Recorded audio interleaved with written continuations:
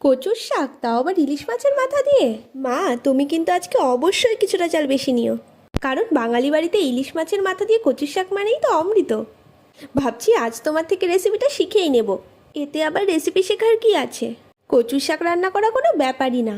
এই বলে মা কচুর শাকগুলোকে কেটে ভালো করে ধুয়ে নিল, আর গরম গরম সর্ষের তেলের মধ্যে ছেড়ে দিল কালো জিরে ও শুকনো লঙ্কা ফোড়ন। এরপর ইলিশ মাছের মাথাগুলোকে ভালো করে ভেজে নিল। লাল করে ভাজা হয়ে গেলে তাতে দিয়ে দিল কাঁচা লঙ্কা বাটা। মা এখানে বেশ কিছুটা কাঁচা লঙ্কা দিয়েছিল।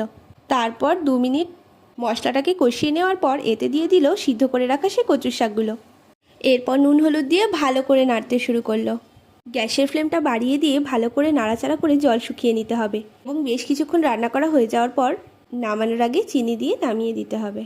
খেতে বসে আমাদের মুখে আবারও সেই একটাই কথা, বাহ মা, তোমার জবাব নেই। আপনারাও একদিন এইভাবে রান্না করে দেখুন, আশা করছি ভীষণ ভালো লাগবে।